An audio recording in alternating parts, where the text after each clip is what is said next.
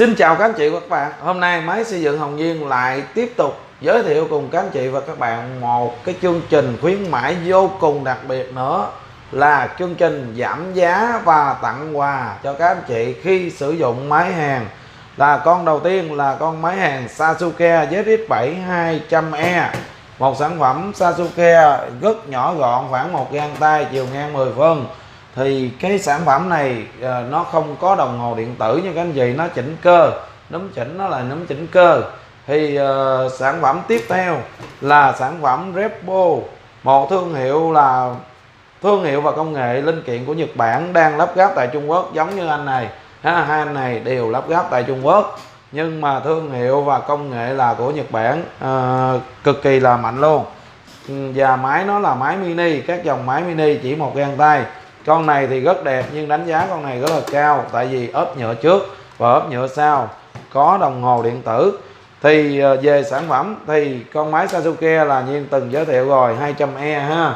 Thì nó tặng cho chúng ta một búa chổi cước, một cái mặt nạ hàng ha, và dây hàng 3m, dây mát 2m, kìm hàng, kìm mát, nhưng kìm mát của anh này là nó làm bằng cái kẹp bình ha.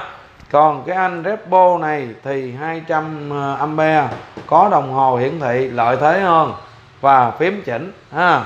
Thì nó tặng cho chúng ta một cái dây hàng 3m và dây mát là 2m. Dây là hoàn toàn giống nhau, nhưng anh này được cái ảnh lợi thế hơn, ảnh tặng cho chúng ta cái kìm cực kỳ tuyệt vời luôn. Cái kìm mát rất là chắc chắn, kìm mát xi rất là đẹp ha. Thương hiệu và công nghệ của Nhật Bản, máy hàng mang thương hiệu Repo Mini ha. Bảo hành chính hãng, 2 thằng bảo hành chính hãng 12 tháng hết, 12 tháng trên toàn quốc nha các anh chị nha. Bảo hành là bảo hành tại công ty và bảo hành tại máy xây dựng Hồng Nhiên đều có hết ha. Bảo hành chính hãng đó, nhiều ông bảo hành quá trên trời dưới đất quá rồi. Thì trong chương trình hôm nay Nhiên sẽ vừa nói là vừa giảm giá mà vừa tặng quà đó. Thì chút xíu chúng ta sẽ xem. Trước tiên là Nhiên sẽ đốt hai con máy này, một cây đũa hàng 3 ly 2 thử xem như thế nào ha. Đây, trước tiên thì mình test thử hai cây, bây giờ test lại thôi.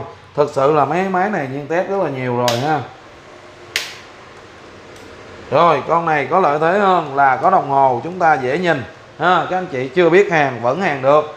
Còn con máy này thì quen thì mấy hàng ha, tại vì nó cơ mà nó chỉnh cơ.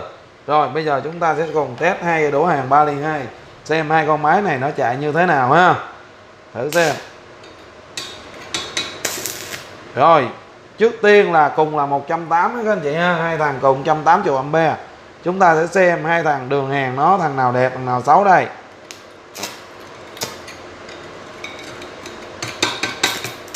Con kìm đỏ này là Sasuke ha, nhưng mà trước tiên 180 là Nhiên thấy cái con Repo này nó mạnh đấy. Nó bắt lửa tốt hơn thằng này. Hai thằng cùng hàng nhé.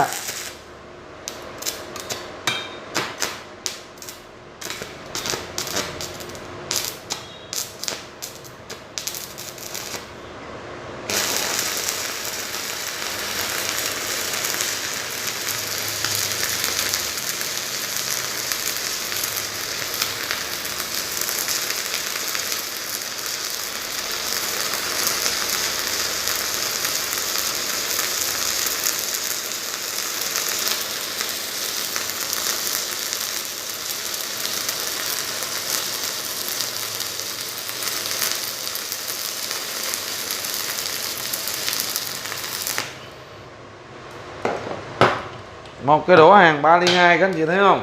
Thì hai con này do Nhiên đã test rất là kỹ rồi, thì nên là hôm nay mình chỉ test cái đường hàng cho các anh chị xem thôi ha.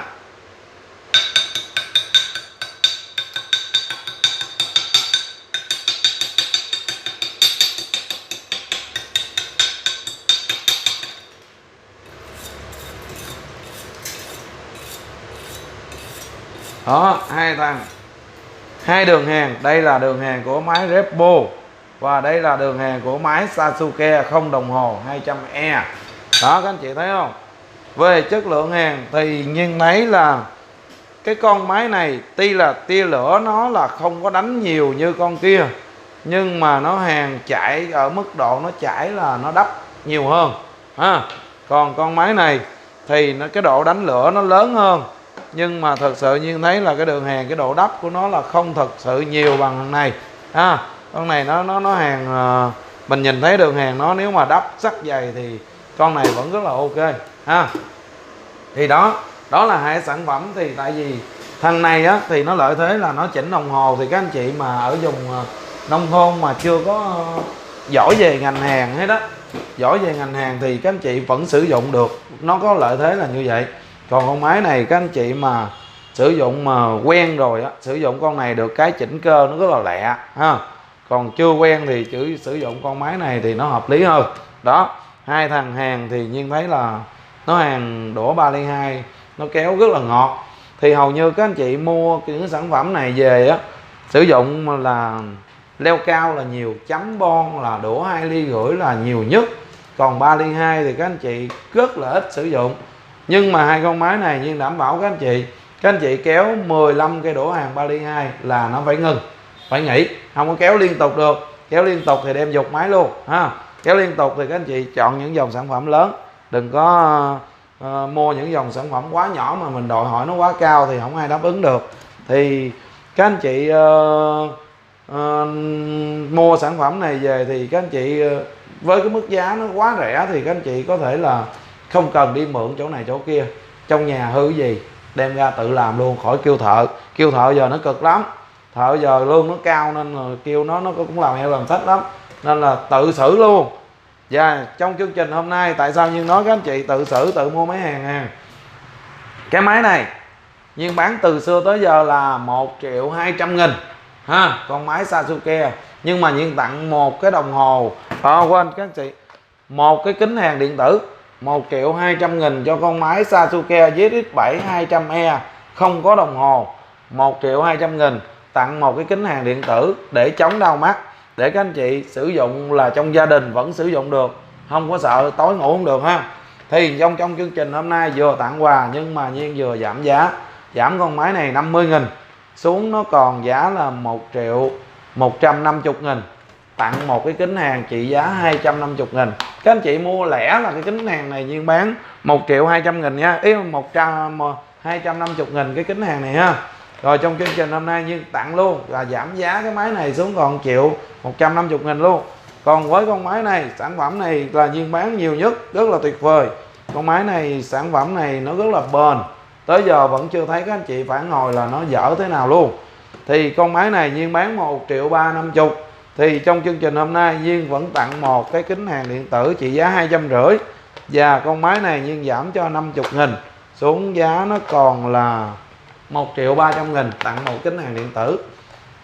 Nếu như các anh chị mua bình thường ở những nơi khác, con máy này các anh chị mua thấp nhất là mức giá 1.300.000 và không được tặng mỗi kính hàng này trị giá 250. Thì các anh chị không mua tại máy xây dựng Hồng Nhiên thì các anh chị có những cái phần lợi thế.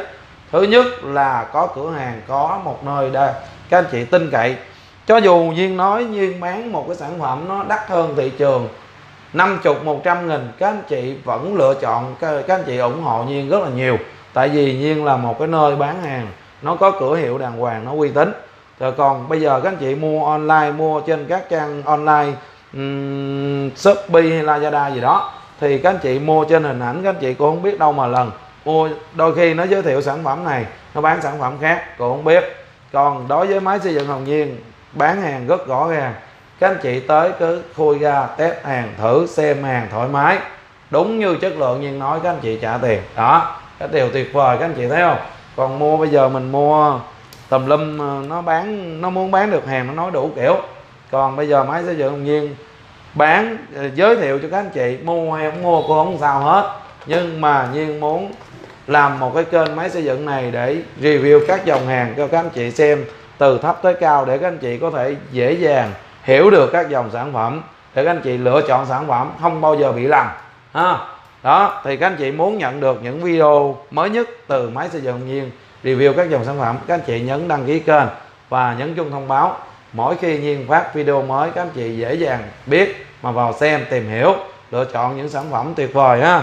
Rồi, rất là cảm ơn các anh chị đã quan tâm theo dõi. Nhớ cho Nhiên xin một like nếu như các anh chị thấy điều này là cần thiết ha.